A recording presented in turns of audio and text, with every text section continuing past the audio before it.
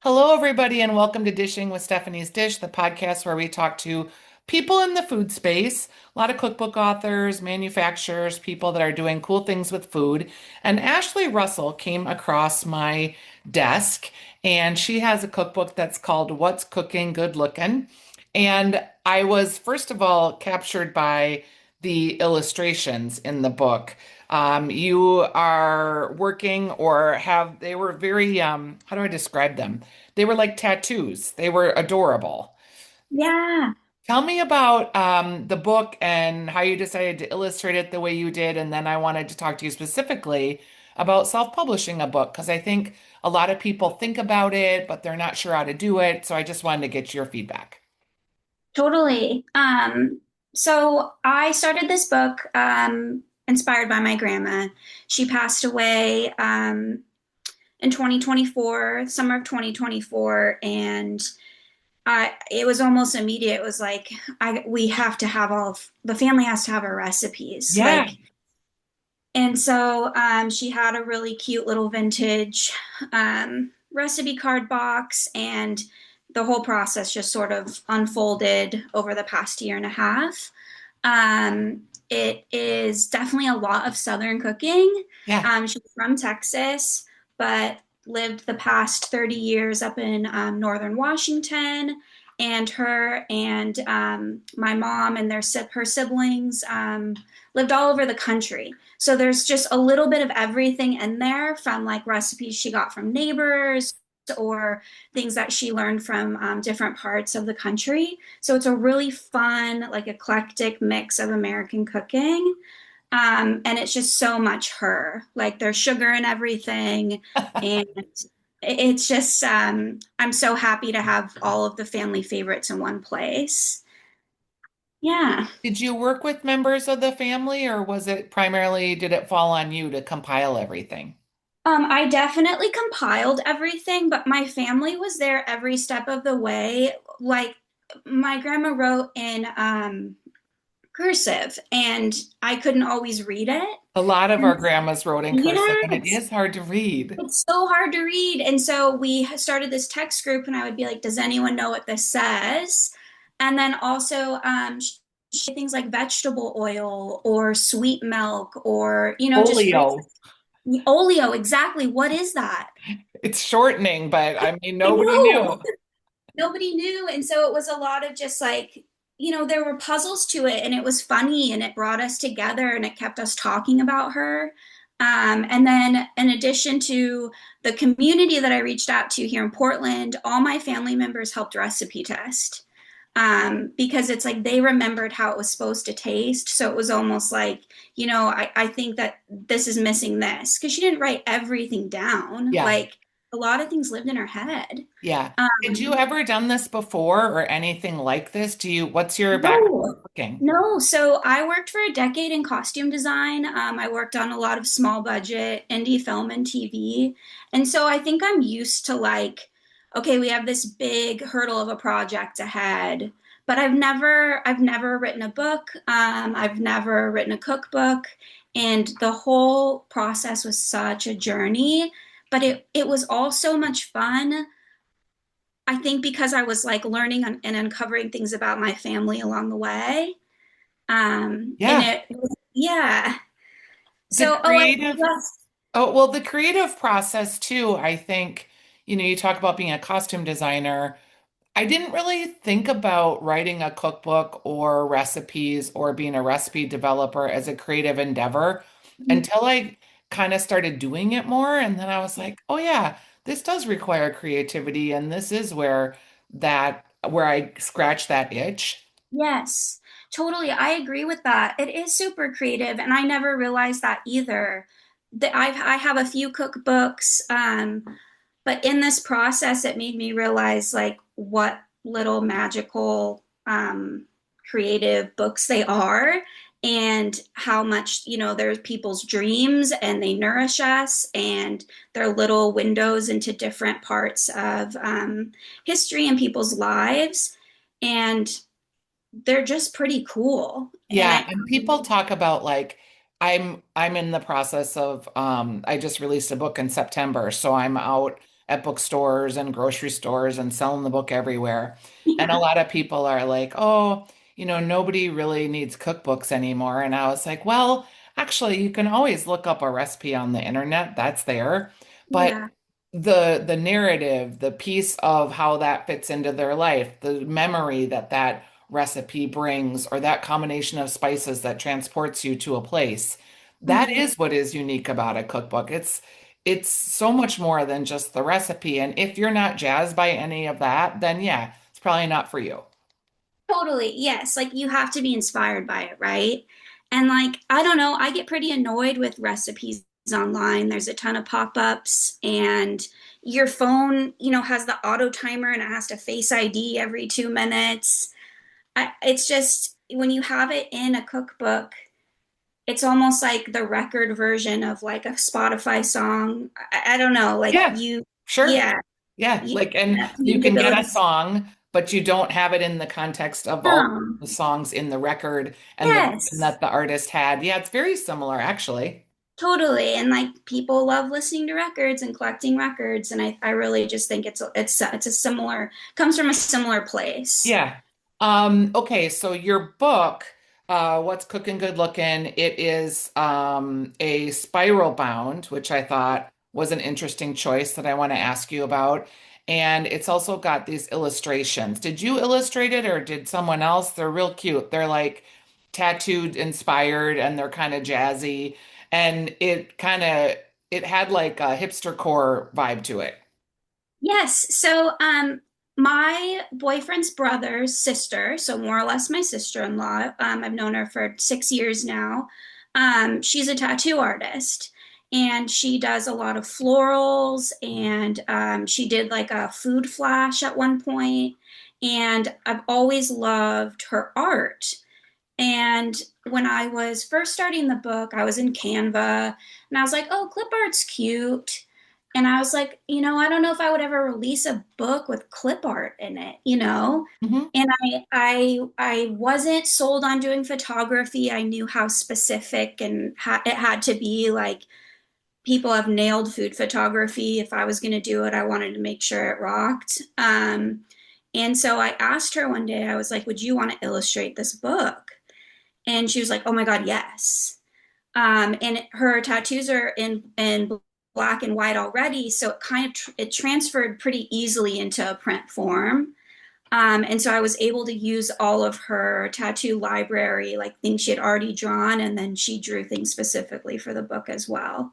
And I And just then think it looks awesome. yeah, it really does. It's real sweet. And what about the choice of spiral bound? And can you make that be the introduction of talking about like how you decided to self-publish and did Sure. you go out and try to find agents or did you go right to self-publishing?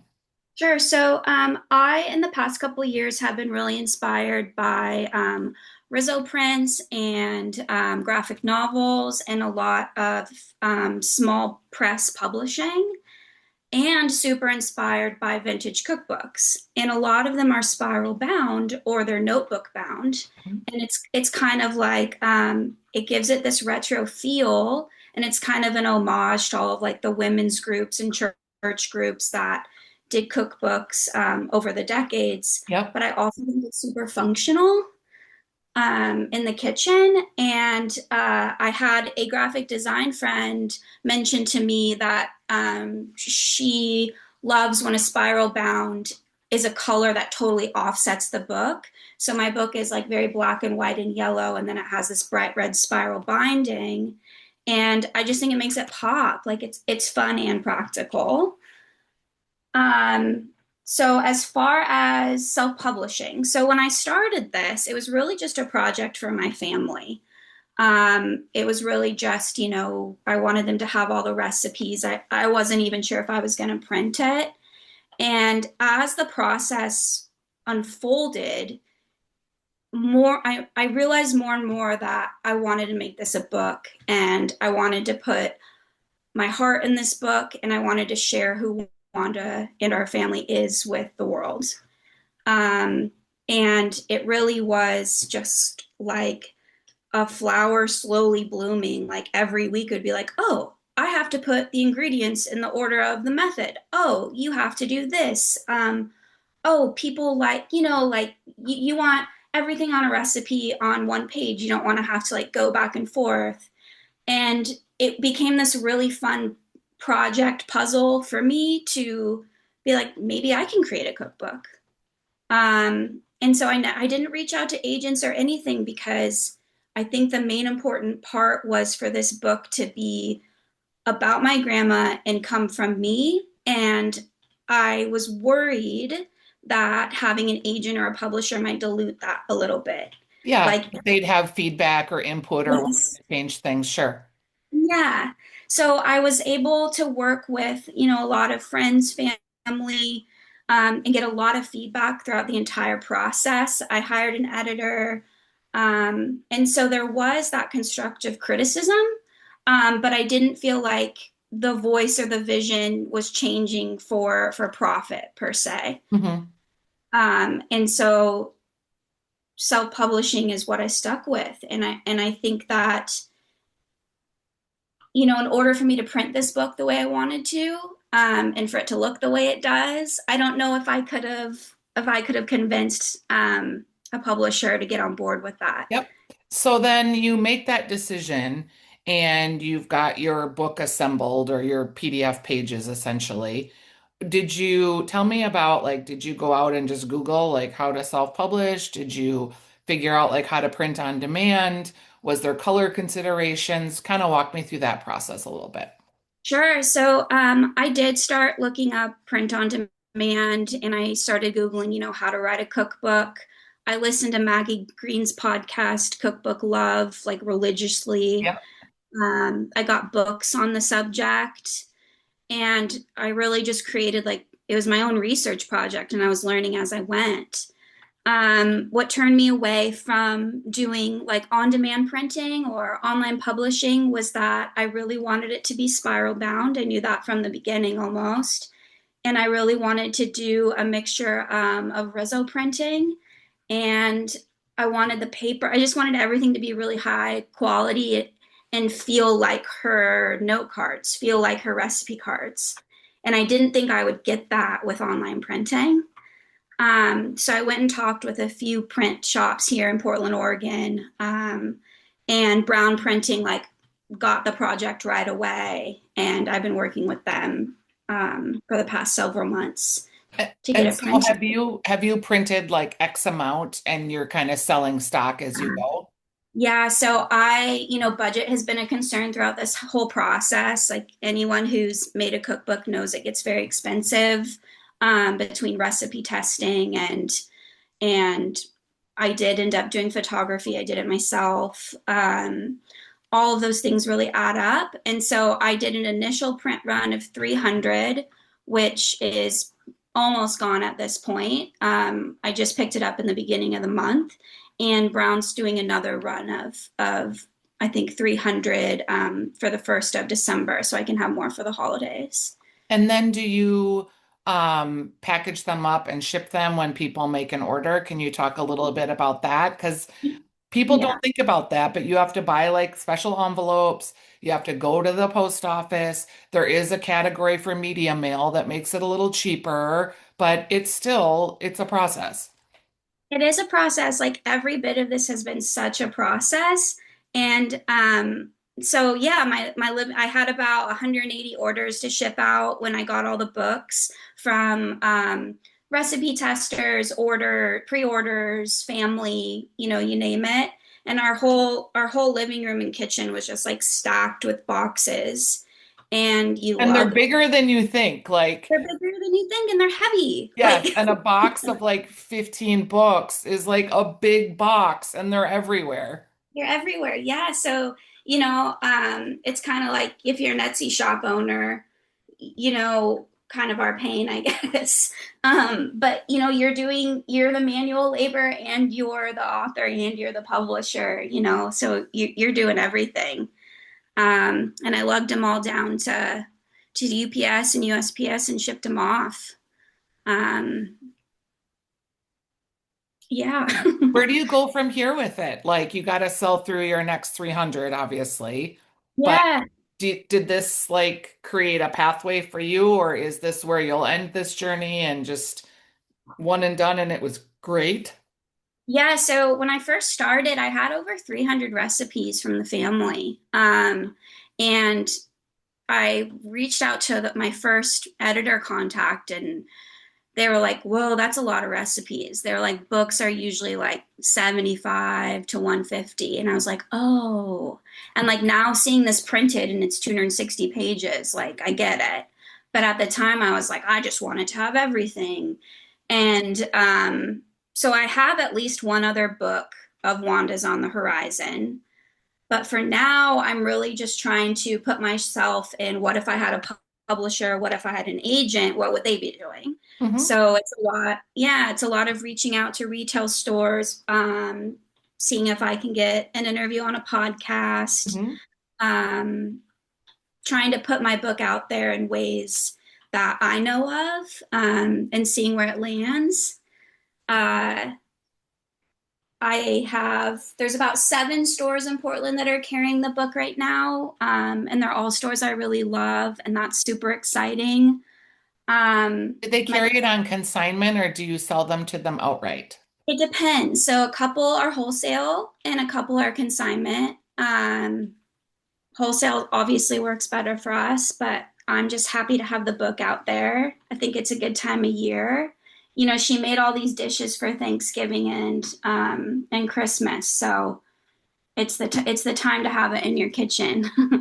Do you can you talk about like how much you make per book? Sure.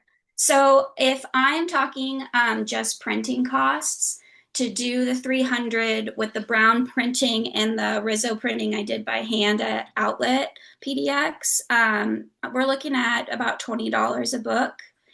And I have the book priced at 38. So because I'm not splitting this with any publisher or agent, that means technically $20 profit goes back into my pocket. But at this point, we're still paying off all the production costs. And it also doesn't include that dollar amount, doesn't include like my labor. So when you really figure it out, it's Or probably, food? or food. When you really figure out the numbers, this first round probably cost me about $50 a book to make, you know, and then the hope is over the years, if continuing to sell copies here and there, you break even or maybe you make a few dollars. Yeah, it is kind of like that. As you get like past Wanda's story, do you see this being a journey you'll stay on, or is it really just, I'm curious if it ignited something in you because you seem like a creative person. Yeah, like I've always wanted to be a writer and it's been pretty daunting. My grandma always encouraged me to be a writer. This feels like that first step. I also like the idea. I've heard a cookbook is like the best business card, you know, and I think that's like a great way to look at it too. It's something that I've made that I can say, you know, I wrote this, I've made this, I'd like to do this project. And That's I do, fascinating because that is for me personally, I wanted to have agency in the cooking space and I wasn't a yeah, chef and I wasn't a writer. So I was like, how am I going to get that? I wanted to have a television show. I wanted to do more podcasting specifically about food. I had a radio show about food, but I needed to have more agency and that was kind of how I started. totally, that makes sense. Do you feel like that helped achieve some of the dreams you had? Oh, for sure. I have a TV show now, and I wouldn't have had the TV show if I hadn't have written the cookbook, I don't think. Yeah, Because even though I'm a home chef or a home cook and not a chef at all, actually, having the book gives you some credibility of why this person's going to invest in you and put you on a television station, 88 markets. I don't think they would have done that if I wouldn't have had the book. totally. And honestly, like I think being a home chef, you almost write a better cookbook because you can anticipate what other home chefs are going to be confused by or what they need written down. Well, and a lot of the best chefs who I have much admiration and respect for, their books are really challenging or technical. Yeah. And that's great. Like maybe that's who they're writing them for. But Yeah. some of my favorite chefs, I get their books and I keep them because I love the photography and I just admire so much of the skills and what they bring to the party. But very few of them I actually ever cooked out of. Yeah, they're like these beautiful aspirations. Yeah, they're aspirational books for sure. Yeah. Uh, Um, and you talk a little bit about Wanda, just your grandma. Like you just have a real spirit about you that must come from her. And I'm just curious why she was so meaningful to you outside of just being your grandma. yeah, totally. So, I was raised by my mom. It was just me and my mom, and I would spend a lot of time with my grandparents. I think when you're set up in that sort of one parent system, um, I was either going with my mom everywhere or I was spending summers at my grandparents. And those summers at my grandparents, I feel like as an adult, I'm sort of chasing that feeling, of Oh, being, you that know, is really, yeah. Oh, that's so touching. yeah, I mean, it's true. Whether it's cooking in the kitchen or laughing with my grandpa, my grandma taught me how to sew, and later on in life, I worked in costumes, and I used to bake with her, and now I'm making this cookbook. Um, she meant a lot to me, and I know both of them meant so much to our whole family that I don't want I don't want us to lose that, and I don't want anyone that comes next in our family to not know about it.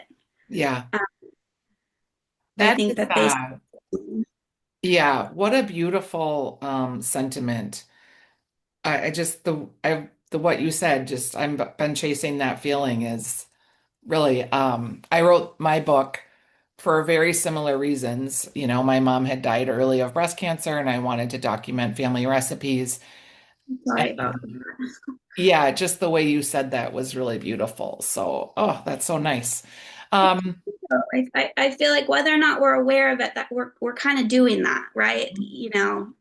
Where's your happy place? What brings you happiness? And um, those memories really do, as I'm sure other memories for other people do for them. yeah.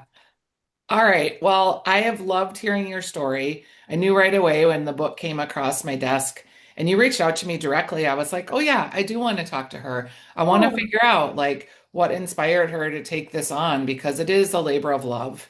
You, even if, I mean, I've not read a statistic, but like most cookbooks and most cookbook authors are not getting rich by writing cookbooks.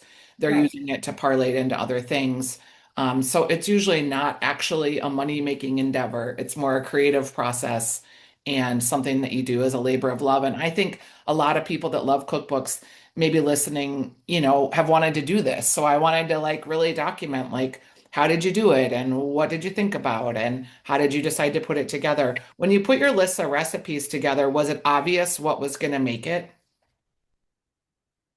Yeah, it started with what are the family favorites? What do we have to have? And then it was with, what turned out really well in recipe testing. And from there, like, the baking section's over half the book. Yeah, Um, and then it was sort of trying to round out the other sections of the book. yeah, And sure they were recipes that could stand the test of time and that people would still want to make, and also that my grandma would enjoy. what are Another some thing. of your favorites? Oh yeah, so I mean, her banana bread is like. I knew I wanted to start the book with her banana bread and end it with sweet tea. That's my grandma to the core. And then in between, there's so many great home cooked meals, home cooked desserts. She had a famous chocolate pie, famous pecan pie. Her Italian cream cake is to die for. It's like a coconut cake. My Aunt Angie, her oldest daughter, said that people used to request that she make that. So that was fun to learn and to put in Yeah. the book. And now you Yeah. know how to make all the things too, or a lot of the things. Yes. My family's like, well, I guess you're cooking for Thanksgiving now because Yeah. all of her recipes. Oh, that's so great. I Yeah. really enjoyed talking to you. It is Ashley Russell. The book is, I wrote the What's Cooking Good Looking. Sorry. It is a really beautiful, fun, different way to approach this topic of cookbooks. And I was really, I'm impressed by what you did. And I know your grandma would be, she would love it. She'd be real proud of you. Thank And you. it's really nice to talk with you and share your story. I'll put a link to the book in the podcast notes and put that all together, and hopefully we'll help you sell through your next 300, Ashley. Thank you, Stephanie. I really appreciate it. Yeah, it was great to hear your story and to just spend time with you. Good luck. Thanks. Have a good day. Okay. All right. Bye-bye.